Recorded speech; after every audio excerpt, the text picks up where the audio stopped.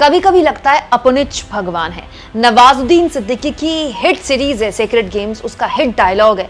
इस डायलॉग को हमारे मोदी जी ने चुनाव के दौरान, लोकसभा चुनाव के दौरान कुछ ज्यादा ही सीरियसली ले लिया था।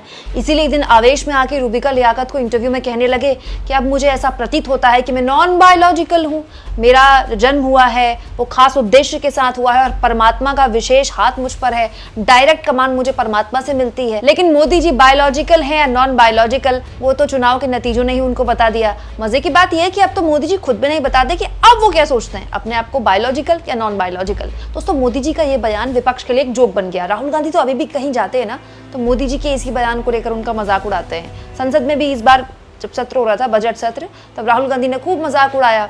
इसके अलावा भी कश्मीर गए थे तब भी मजाक उड़ाया। राहुल गांधी ने कहा, देखिए हमारे पीएम कैसी बातें करते हैं कि मैं विशेष दूत हूँ, परमात्मा से डायरेक्ट कनेक्शन है, नॉन बायोलॉजिकल हूँ। चलिए भाई, राहुल गांधी मजाक उड़ा रहे हैं, समझ में आता है, लेकिन आरएसएस के चीफ मोहन भागवत प्रधानमंत्री मोदी को सुना रहे हैं, क्या ये अच्छा लगता है? ये तो वही बात हो गई, राहुल गांधी के पद चिन्हों पर मोहन भागवत चलने लगे। दोस्तों, एक प्रोग्राम में आरएसएस चीफ मोहन भागवत ने बिना किसी के नाम लिए बड़ी सफाई से किसी को ऐसा लगता है सलाह दी। अब वो किसको सलाह दी आप जानते ही हैं।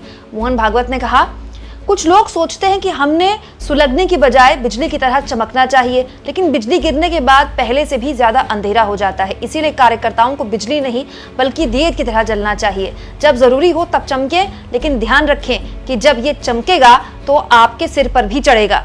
यही नहीं दोस्तों, आगे मोहन भागवत सलाह देते हैं लोगों को कि वो ये ना समझें कि वो भगवान बन गए हैं। मोहन भागवत आगे कहते हैं कि व्यक्ति की विचार की गहराई काम की ऊंचाई को बढ़ाती है। हम भगवान बनेंगे या नहीं, ये तो लोग तय करेंगे। बात तो सही है, लोगों ने तय भी कर दिया कि उनको नॉन बायोलॉजिकल पीएम नहीं, बायोलॉजिकल पीएम चाहिए। और देखिए, मोदी जी बायोलॉजिकल बन भी गए।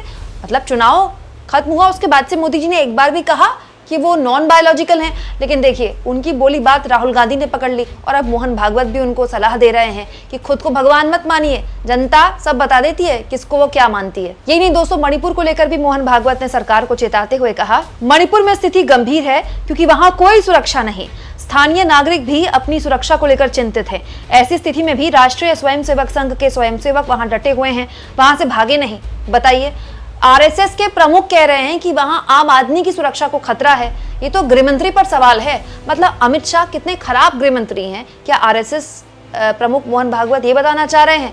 दोस्तों, मणिपुर को लेकर तो ये बहुत ही गंभीर टिप्पणी आरएसएस प्रमुख कर रहे हैं कि मणिपुर में आम लोगों को अपनी सुरक्षा की चिंता है। जिस राज्य में आम नागरिक को सुरक्षा की चिंता है, उस राज्य के मुख्यमंत्री को तो तुरंत इस्तीफा दे देना चाहिए इस तरह के बयान सुनने के बाद, और गृहमंत्री को तो तुरंत जाना चाहिए मणिपुर में। लेकिन गृहमंत्री कहाँ गए हुए हैं? गृहमंत्री आज जम्मू कश्मीर गए हुए हैं, वहां घोषणा पत्र जारी करना है ना बीजेपी का। चलिए, कम से कम कोई तो चुनावी कमान संभालने के सामने आया, नहीं तो हम तो सोचते रह गए कि हरियाणा और जम्मू कश्मीर में मोदी और अमित शाह जाएंगे कि नहीं जाएंगे। दोस्तों, आपको क्या लगता है, मोदी जी के जो नॉन बायोलॉजिकल वाला बयान था, उनका पीछा छोड़ेगा कि नहीं छोड़ेगा? कमेंट बॉक्स में जरूर लिखें और जितना हो सके चैनल को शेयर करें, सब्सक्राइब करें और थैंक्स और ज्वाइन के ऑप्शन से अगर आप चाहें तो कुछ आर्थिक मदद भी चैनल की जरूर करें।